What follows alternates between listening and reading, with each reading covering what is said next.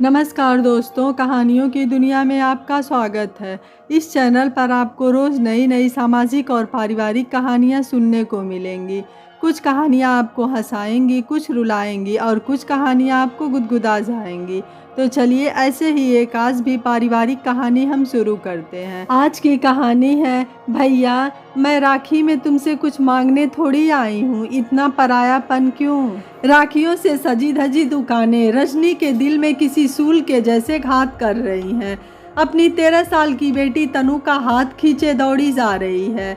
Mummy राखी दिलाओ ना, मैं भी बांधूंगी भाई को, तनु ने जिद करते हुए कहा। सब बेकार के रिवाज हैं, हमें पैसे खराब नहीं करने, रजनी ने दांत मिसमिसाते हुए बड़ी बड़ी आंखों से घूरते हुए कहा। देखो ना कितनी अच्छी राखी है, सब बांधते हैं, नेक बिन बांधे कैसे मिलेगा मम्मी। इस बार तनु ने जोर लगाते हुए माँ को एक दुकान के सामने रोक ही लिया। मेरे से ज़्यादा चिक चिक करी तो लगाऊंगी एक, बाजार में छोड़ के चली जाऊंगी। रजनी का क्रोध 7वें आसमान पर था। तनु समझ गई कहना बेकार है, माँ कभी किसी चीज़ को मना नहीं करती, एक राखी ही तो है, छोड़ो। एक बहन का सबसे खूबसूरत दिन होता है राखी। भाई की कलाई पर राखी बांधकर बहन फूलों नहीं सुहाती। राखी का नेक किसी की जीवन नहीं चला सकता, परंतु जीवन के कुछ पलों को खुशमय ज़रूर बना देता है। 2 भाइयों में अकेली बहन थी रजनी। प्यार से सभी रज्जो कहा करते थे। दोनों भाइयों के बाद रज्जो दुनिया में आई, रीति रिवाजों से अलग। पिता ने बड़े ही लाड प्यार से पाला पोसा, शादी के बाद भी कभी किसी बात की कमी नहीं होने दी। रज्जो को कभी लगा ही नहीं कि वो दूसरे घर गई। पिता के बाद दुनिया ही बदल गई। पिताजी के खत्म होने के बाद पहली राखी थी जब सुबह सवेरे हमेशा के जैसे बड़े चाव से राखी बांधने मायके पहुंची। रज्जो फोन तो करना चाहिए था आने से पहले, अब तेरी वजह से देरी होगी। चल आ ही गई है तो जल्दी से बांध दे, बड़े भाई ने गुस्सा दिखाते हुए कहा। दोनों भाई ससुराल जाने को तैयार थे। जल्दी जल्दी राखी बंधाई और सामान लेकर घर के बाहर खड़े होकर बोले, तुझे तो पता ही है कितनी भीड़ होती है आज के दिन सड़कों पर, कहीं छोड़ दें क्या, इन्हीं के लिए भीड़ होती है, मैं भी तो हमेशा आती हूँ। ऐसा बर्ताव, ना पानी पूछा ना हाल। भाभीियों ने तो नमस्ते तक नहीं ली। दोनों के काम ज़माने में जब कोई मदद नहीं कर रहा था तब राजेश ने ही पैसे दिए थे। हमेशा जीजा जी करके चिपके रहते थे। आज जब हमारे हालात ख़राब हैं तो सीधे मुंह बात तक नहीं कर रहे। मैं कुछ मांगने थोड़ी ही आई हूँ। नहीं नहीं, तुम क्यों तकलीफ़ करते हो, मैं चली जाऊंगी। झूठी मुस्कान होठों पर लिए रज्जो ने आंसुओं को रोकते हुए कहा। दोनों भाई भाभी और भतीजी भतीजे हाथ हिलाते अपनी अपनी गाड़ियों में सवार होकर निकल गए। रज्जो कब तक आंसुओं को रोक पाती। नज़रों से ओझल होने तक वहीं खड़ी हाथ हिलाती सोच रही थी। खाली हाथ घर जाऊंगी तो राजेश क्या कहेंगे, आस पड़ोसी देखेंगे तो क्या सोचेंगे। पिताजी इतना देते थे कि दोनों हाथ थैलों को संभालते हुए थक जाते थे। आस पड़ोस देखकर जलती थी, लेकिन आज खाली हाथ, क्या नेक के 100 रुपए भी भारी पड़ रहे थे। क्या हुआ, सब ठीक तो है, राजेश ने प्रश्न करते हुए कहा। हाँ ठीक है, क्यों क्या हुआ, अपना हाल छुपाकर उल्टा सवाल दाग दिया।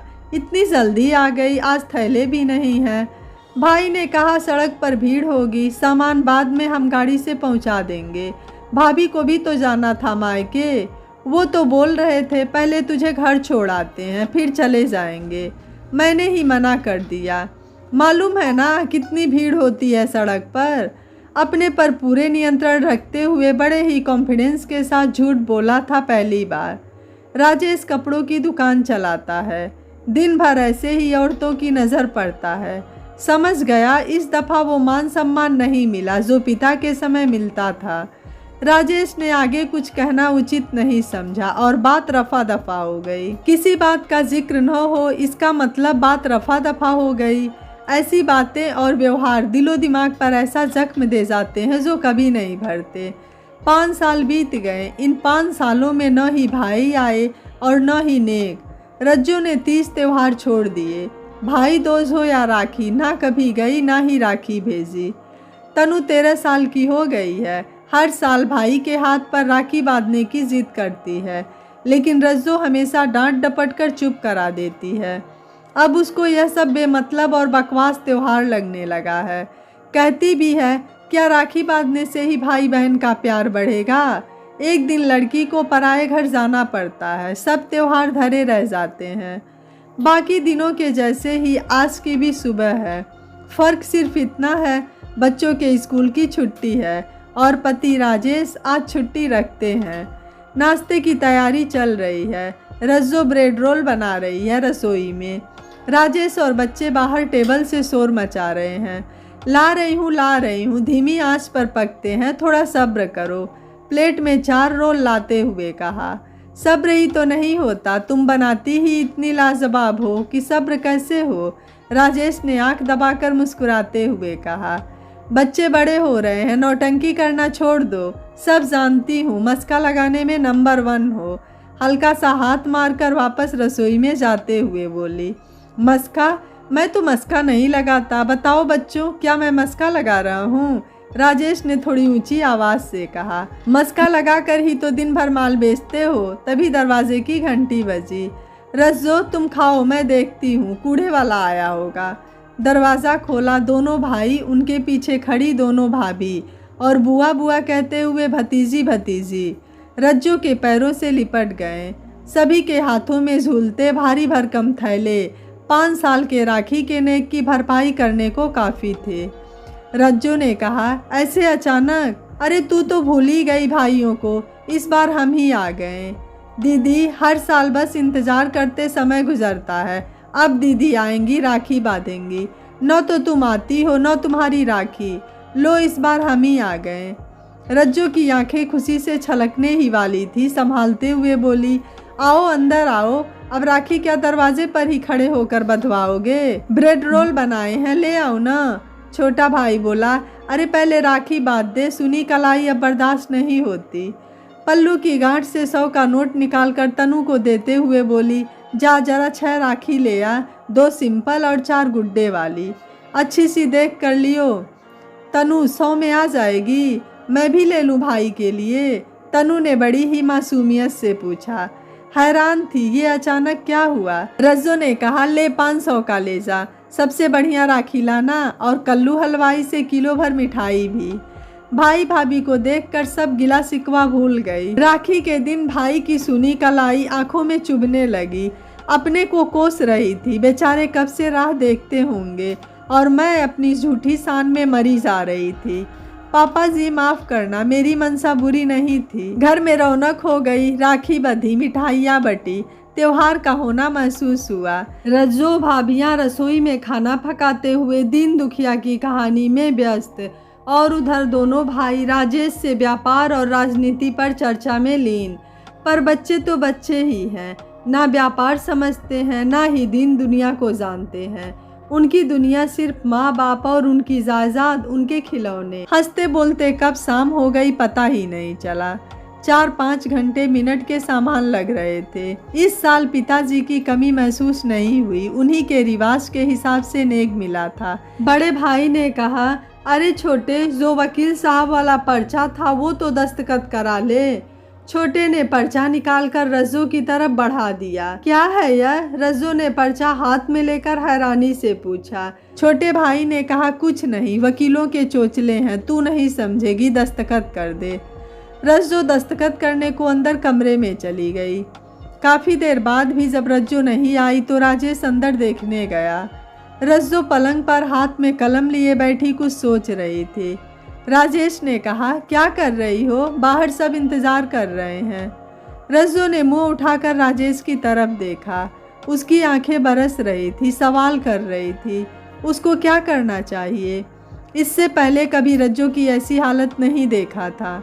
बेचैनी बढ़ी तो पर्चा रज्जो के हाथ से खींचते हुए पढ़ा, जिसमें जायदाद में रज्जो को हिस्सा नहीं चाहिए। वो अपनी मर्जी से सारा हिस्सा छोड़ रही थी। वकीली भाषा में ऐसा लिखा था, यह तुम्हारा फैसला है, मैं इसमें कुछ नहीं कहूँगा। शायद दुनिया के सारे ऐसो आराम न दे सकूँ, लेकिन 2 रोटी देने की हैसियत है, बाकी तुम देखो। राजेश के स्वर गंभीर थे। रज्जो के मन में सवालों का अंबार लगा था। दस्तखत किए तो कहीं राजेश गुस्सा न हो जाए, न किए तो क्या भाई राखी बंधवाएंगे। 5 साल में बहन की याद आई, सिर्फ दस्तखत कराने के लिए ही तो नहीं आई। बहन जायदाद पर दावा ठोकेगी, यही सोचकर तो इतना रूखापन नहीं था। राजेश के जवाब से रज्जो को हिम्मत मिली। दस्तखत करके पर्चा बड़े भाई को देते हुए बोली, भैया कहीं और भी दस्तखत करने हो तो बता देना। पिता ने जितना करना था कर दिया।